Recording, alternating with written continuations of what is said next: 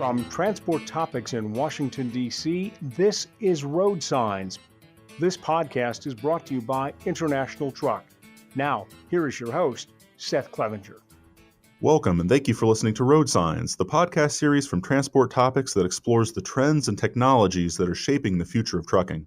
In this episode, we're going to take a close look at the emergence of digital freight brokers and on-demand freight networks. It's become abundantly clear in recent years that the technology world has discovered trucking. Major tech firms, as well as startups in Silicon Valley and beyond, are targeting freight transportation as the next big industry ripe for disruption. And many of these new players in the trucking business are focusing their efforts on freight matching. These digital freight brokers are using mobile apps and automated transactions to more efficiently match trucks with available loads to haul. But this trend also raises an important question. How much can we automate business processes in an industry that has traditionally relied so much on trusted business relationships among carriers, brokers, and shippers? We'll set out to answer that question in this episode. To learn more about how these digital freight platforms work, we're going to speak with two of the leading players in this space. One of those companies is Uber. Later in the program, we're going to speak with Stefan Solstrom of Uber Freight to discuss how this company that rose to prominence through its ride-hailing app is applying some of the same technology and ideas to the trucking industry. But first, we're excited to welcome an executive from another major player in this emerging market for on-demand freight matching. Ziad Ismail is Chief Product Officer at Convoy, a Seattle-based startup founded in 2015 that has now raised more than $265 million from investors such as Google parent Alphabet Inc. Thanks for joining us, Ziad. Seth, great to be with you on the podcast. So how does it work? For those who aren't familiar with Convoy, could you just explain how the driver or the carrier interacts with your freight platform? So just take us through the process of booking and moving a load on Convoy. Sure. So the first thing you have to do as a driver is to sign up with Convoy. This is the first place that you notice that Convoy is different. We've done a bunch of work to make that onboarding super simple. For most brokerages that you work with, that process can take multiple days or multiple weeks. We figured out how to do that within a couple of minutes. So a driver can now sign up with Convoy and get going without uploading any paperwork. And we've built all the systems underneath to make sure that we have all the compliance and all the regulation that we need to onboard those carriers. Once a driver is onboarded, they just open the app and they can start either searching for jobs, or as we learn more about the drivers, we recommend jobs to them. When they find a load that they like, they can either accept it outright, and so we have a accept now. If they accept it, it's theirs. They can also bid. Different drivers have different circumstances, and so it's not always that the fixed price is going to make sense, so we've added the bidding option. Once they've taken the load, they keep the app open during the duration of the ride, and we can track all the milestones during the shipment. And then finally, when the load is completed, they take a picture of the BOL, and we will pay them within a day or so, which is our quick pay functionality, which means that drivers don't have any issues with cash flow. What's happening underneath this system is that we're learning from every single interaction. We observe things like, are the things that we're recommending, are they interesting to drivers? Are they taking them? Did they take it at the price that we thought they would take it, or was there something wrong in our pricing model? Did they arrive on time or not? And then we also learn a bunch of things about the shippers. How are the facilities performing? How are the wait times? And then we use all this data so that the next shipment we try to match in our network, we do with better accuracy, better pricing, and better relevance. Got it. And, what's the typical profile for a carrier using your service? They tend to be small fleets and individual drivers, right? Or is it a little bit broader than that? Yeah, so the typical carrier in Convoy's network is a carrier with 1 to 20 trucks. We really started our business going after the small carriers, and we did that for 2 reasons. First one is that we noticed that most of the new capacity in the industry is being built among the small carriers. It's growing much faster than the mid-market or the large carriers. The second thing is the small carriers are also the most underserved. The experience they have is the worst when it comes to finding work, getting paid on time, dealing with detention, and all the other problems that they run into. And so that's where we started. We built an Android app and a iPhone app And we were very, very quickly able to get rapid adoption among these carriers. Okay. And how much business does Convoy currently do with midsize and large carriers beyond that? Is there interest in expanding your service to larger fleets? Yeah, so we looked at our data and we noticed that organically, even though we haven't targeted the midsize carriers, a bunch of midsize carriers had started signing up for Convoy and doing a lot of work on our network. We noticed this roughly a year ago. And what we observed was that the way we were offering work to these carriers wasn't necessarily the way they wanted to do their work. In particular, they wanted us to build a website for them. So we launched what we called Carrier Web about a year ago. And we've been working very closely with kind of the midsize base as well to figure out what are the other things in the experience that we can build for them that gives them all the benefits that we can offer the small carriers, but also fits with how they run their business, which is slightly different in terms of how they select jobs and how they allocate jobs to specific drivers. Okay, and I also want to look at this from the shipper perspective. So why would a shipper choose to use Convoy instead of a more traditional broker? The thing we hear from shippers that we work with is that it's really resonating with them the way we've built the company and what they experience from us.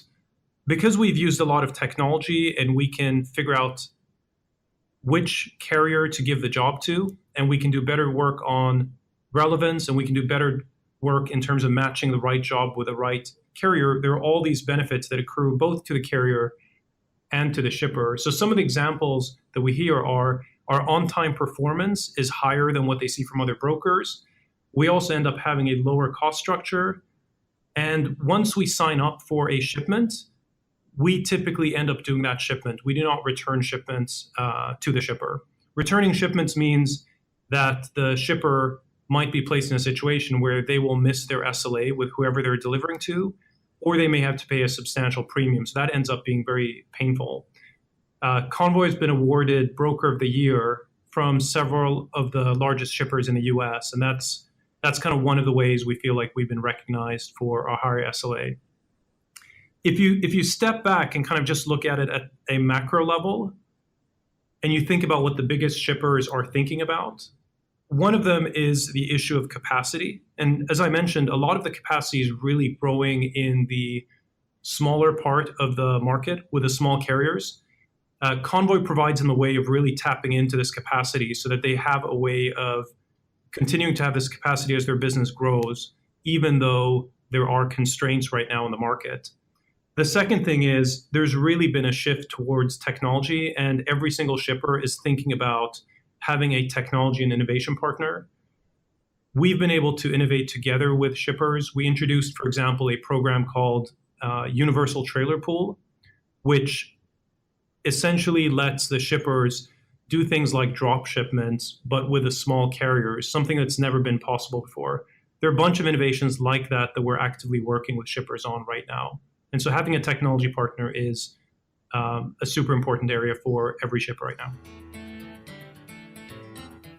At International Truck, we know that when it comes to the future, we all have a lot of questions. How do we take the chain off the supply chain? Will my fleet survive in an on-demand world? Will electric charge ahead of diesel? Will artificial intelligence replace us? Connectivity disconnect us all? Use technology Will my fleet become obsolete? How technology accurate could technology disconnect us? What's next? Let's talk about it. Join International Truck in driving transportation forward at upnexttrucking.com.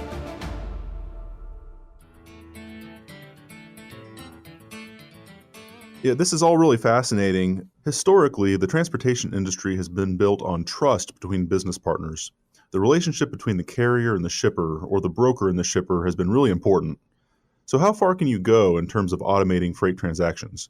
Can we eliminate manual processes like phone calls and back and forth negotiations while still maintaining the necessary comfort level for both parties? Yeah, this is a great question. We definitely heard this early on. When we were first starting Convoy, we heard that there was a necessity to have phone calls and emails and faxes and other documentation to build a highly efficient company. I think we just think about it differently. So let me give you an example. If you look at Amazon and kind of the consumer shopping experience on Amazon, they are much more automated than other retailers. Take Sears, for example. However, most consumers probably have a much better experience and a much higher level of trust with Amazon than Sears. And so I don't think building trust has anything to do with the number of conversations you have. In fact, I think lots of conversations may be a sign that something isn't working in the way that somebody's running their business. And in general, people do not like calling customer service. It's not a great experience. It should be the exception when something cannot be handled in a different way. So we're now at the point with Convoy where our earliest markets, we have more than 90% of our loads being matched automatically without a broker. It ends up being a much better experience for the drivers. They can get what they want much faster. It also means that we have lower costs of brokering, and we can pass on those savings both to the driver and to the shippers.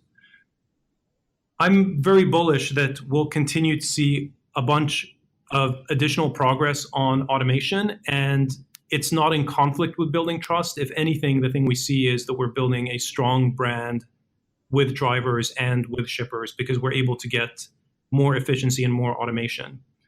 But I also want to say that automation in itself is not a goal for Convoy. Our goal is really to build an incredible experience for both shippers and carriers. And so there's a rate at which you can drive automation. And if you go above that, you're probably compromising the experience that your customers have. And if you automate at a much slower pace than what is possible, then what's happening is that you're not taking a bunch of cost out of your business fast enough, and you're limiting what you can pay drivers or what you can pass back to shippers. So we constantly think about how much automation should we be driving versus where can we just drive a better human process inside the company. Sure. So one of the biggest pain points for drivers is excessive wait time at customer facilities. And Convoy has a really interesting approach to this. Through your automated detention feature, you offer guaranteed detention pay for drivers, even if the shipper doesn't pay.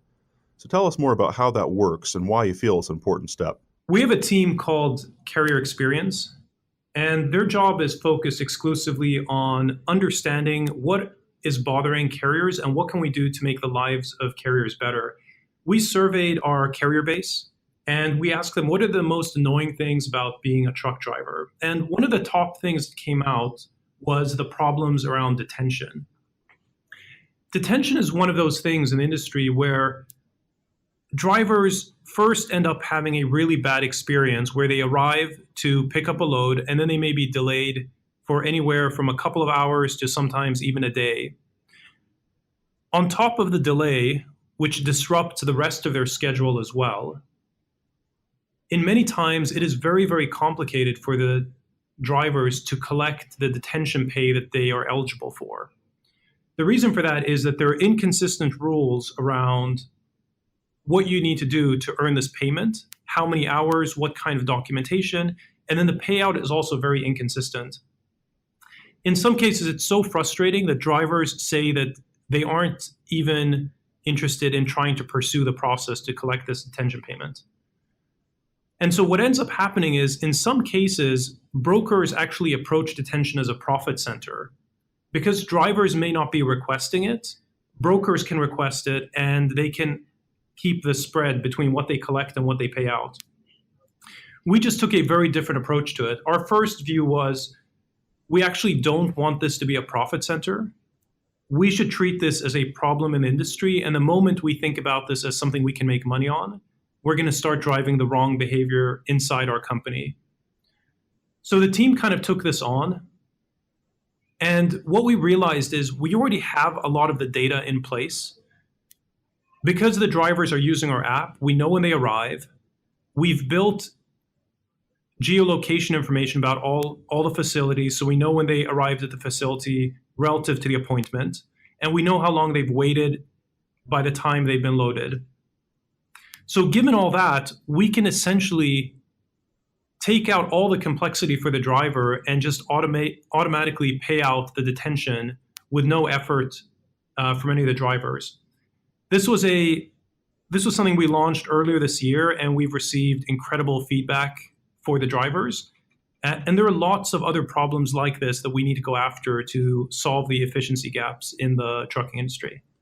Got it. Well, while we're on that topic, are there some other examples of ways Convoy is working to streamline some of the business processes in the industry? Yeah, so I would really put it in two buckets. The first one is internally within Convoy, we are streamlining everything from how we onboard carriers, how we do matchmaking, how we do detention, how we do payments.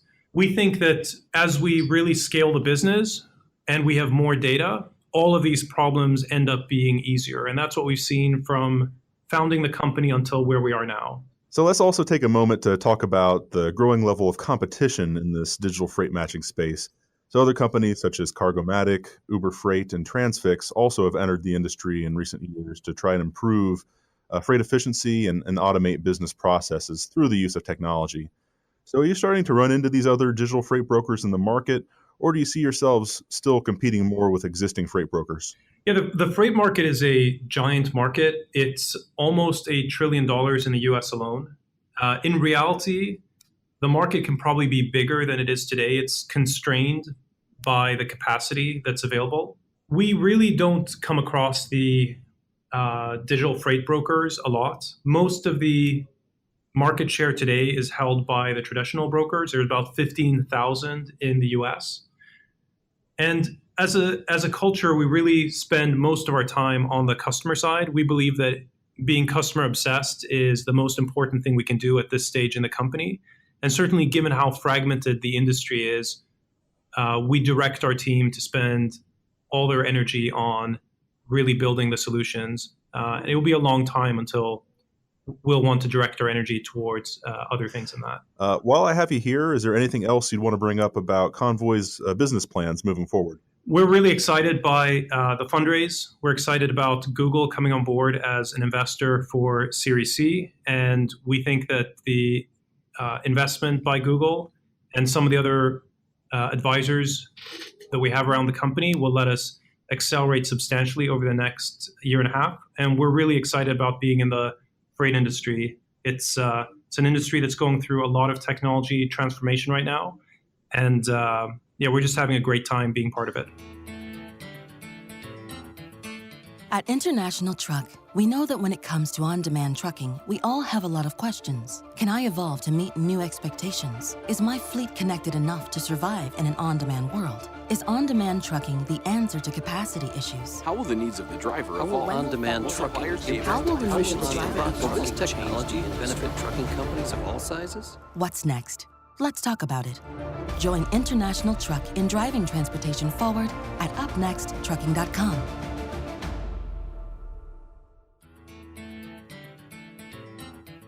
Next on RoadSigns, we're thrilled to welcome Stefan Solstrom, a product manager at Uber Freight, which offers an app that connects trucking companies with available loads. Stefan heads the development of Uber Freight's shipper platform and also has a background in product design at Otto, the self-driving truck startup that Uber acquired a couple years ago. Thanks for joining us, Stefan.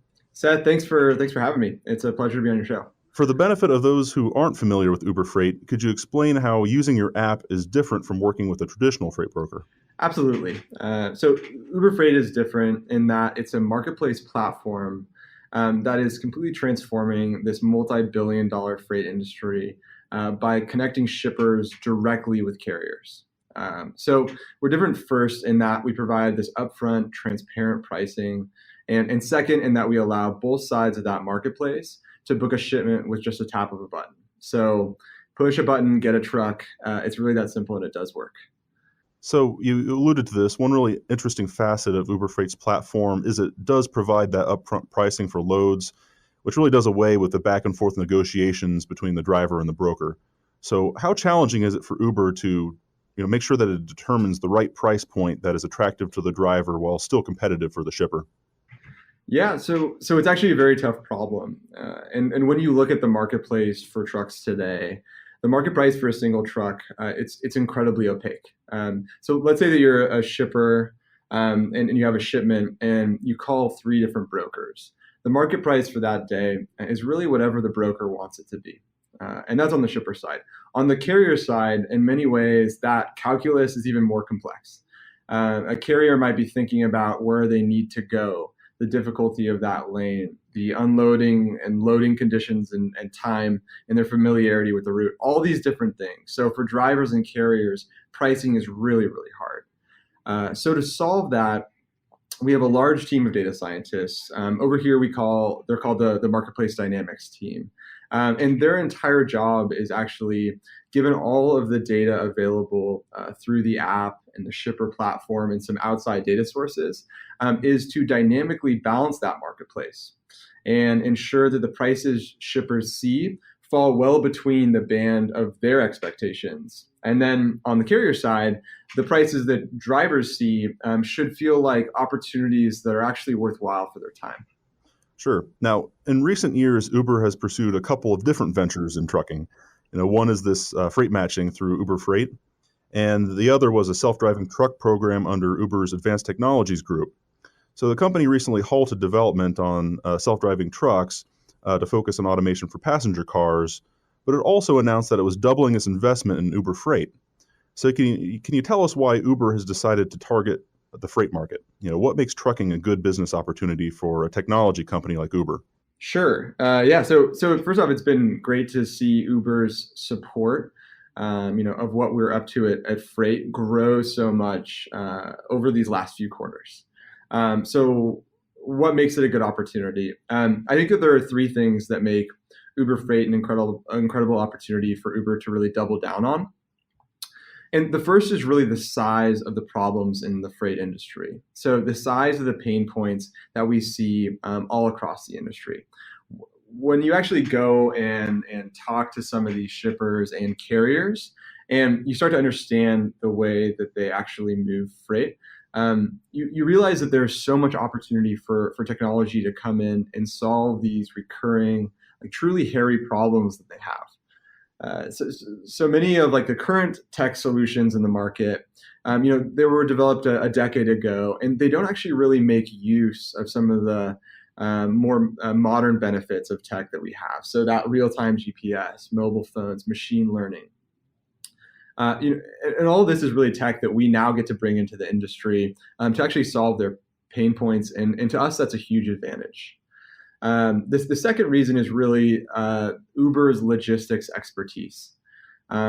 Several years ago, Uber started out with just black cars, like limousines, and they grew well beyond that to all these different car types, different modes of transportation, different geos, and whole lines of business. And along the way in that growth, it's really built out this incredibly flexible suite of tools and expertise that now at Uber Freight we actually get to leverage and use to really scale really, really quickly. So first, big industry problems, then Uber's logistics expertise. The third thing is really the size of this market. Uber is a growing company, and it's obviously looking to make investments where the upsides are incredibly large. And freight in the U.S. alone is an almost $800 billion market. And then when you start to look globally, that number grows even more substantially. So I think that Uber sees this business completely teed up for incredible growth potential. And so they came to us and they doubled down. So when you look at the trucking industry, many of the large fleets have been using technology to really drive their businesses for decades now. But some of the traditional smaller fleets and independent drivers still generally rely on manual processes such as phone calls and paperwork. Now, the carriers using Uber Freight tend to be owner-operators and small fleets, up to about 10 trucks. And is that the segment of the industry where you really saw the greatest opportunity to apply your technology? Yeah, that's correct. Small fleets and owner-ops are really our main focus here. So we see this pool of drivers as some of the most dedicated and really diverse and hard to get to drivers out there. And today, when a large shipper needs capacity, the last place they'd really think to turn are to these individual drivers and fleets.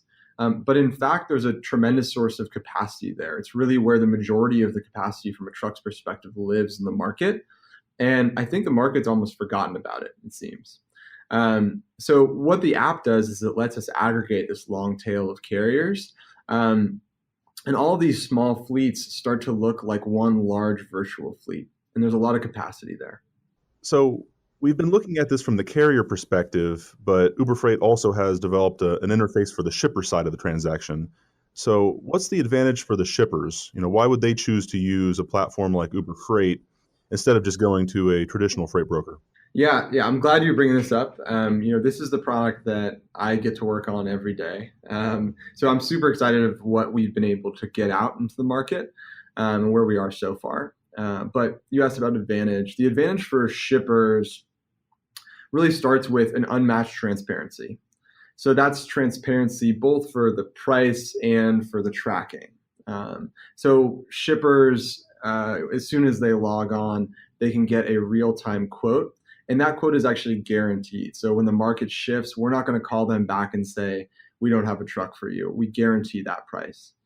And then once the load is actually moving, we're going to give you that real-time GPS truck location that a lot of shippers are really, really craving. And I think that the next advantage is probably the ability to tap into this scalable network of capacity. With that large base of carriers, plus we have this super large, always-on ops team in Chicago. You end up getting a level of reliability that I think actually surprises a lot of shippers who have never used us before. And so far, shippers who are using the platform, the feedback has been incredibly positive. And they're inviting a lot of their businesses that they work with to get onboarded as well. Okay. Well, I'm going to return to the carrier side for a moment here and wanted to ask if Uber Freight has any interest in expanding its service to midsize and large fleets, or do you feel that segment of the industry is already well served by technology? So today we're pretty laser focused on the smaller fleets and independent owner operators. There's many trucks there, as I previously mentioned. And on that side of the market, we've actually been able to scale to meet our volume there. But with that said, as we continue to grow, we already work with select larger fleets today. And, actually recently we launched a product called Fleet Mode, which actually works on fleets, of 3 trucks all the way up to 300, fleets of all sizes. So it's definitely something that we've been exploring as we grow larger. Yeah, I also want to talk to you about this interesting question of balancing automation with business relationships. And I ask that because historically, the transportation industry has really relied on a certain level of trust between the carrier and the shipper, or the broker and the shipper. So how far can you go in terms of automating the transaction? How do you reduce manual processes like phone calls and negotiations while still maintaining a level of comfort for both parties? Yeah, that's a good question. From a relationship perspective, something I'll say here is that we have a deep obsession with our customers. And this leads to some really close and direct relationships. So like, for instance, I'm speaking directly with shippers every week. I'm trying to understand their businesses and trying to improve the products that I build to actually make their lives better. So I think we think about relationships a little bit differently. And it starts with the way you build a relationship. So the best way to build a relationship is really to build it on trust. And for me, trust in this industry is really built on reliability, being reliable every single time. So one core belief that we have is that if we can make things reliable for both sides of the market, reliable for shippers in terms of price and on-time deliveries, reliable for carriers in terms of volume and regular lanes. So we can build these meaningful, long-lasting relationships with our customers and then kind of get a flywheel going, because once we have those long-lasting relationships, we can actually gather feedback from them. And then, like I was saying before, kind of rebuild in that feedback into the product and make it even better for them. When we look at the current market, freight demand is really strong right now and truck hauling capacity is constrained. And that means the driver has a lot of options. So in this environment where drivers are in such high demand, how do you make hauling loads with Uber Freight a better option than some of the many alternatives out there? Yeah, I think that this is actually where Uber Freight can really come through for drivers and shippers. So on Freight, we started with a strategy of being incredibly carrier obsessed, carrier focused. And what this has led to is us building a suite of features that is incredibly beneficial to them. So it really starts with features like quick payment. We'll always pay them in under 7 days. Typically it's under 2 days. And moves on to keeping their trucks utilized. Today that's one of the biggest problems for an independent owner op is really finding those loads. And Uber Freight is a really, really great way to keep your truck loaded. And then finally, allowing these carriers and truck drivers to actually book a load with a touch of a button without having to deal with negotiating or anything like that, has really built up this core base of carriers that has actually started to develop a lot of loyalty to the app.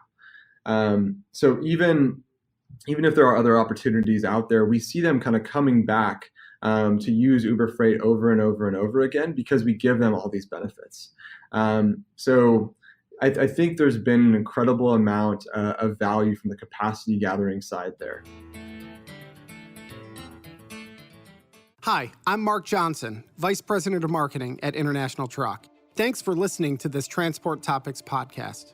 At International Truck, we're focused on using emerging technologies and industry partnerships to help drive important change. Take on-demand trucking. As expectations grow to increase efficiency and reduce costs while delivering products faster than ever, many in our industry question how we must adapt in order to keep up. We anticipate on-demand trucking, enabled by connectivity, to have the potential to boost efficiency and profits alike. At International Truck, we understand the possibilities of digital load matching and big data to bring greater value to you, our customers.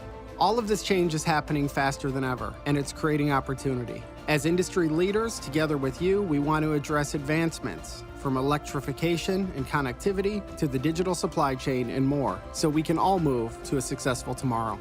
Join International Truck in driving transportation forward at upnexttrucking.com.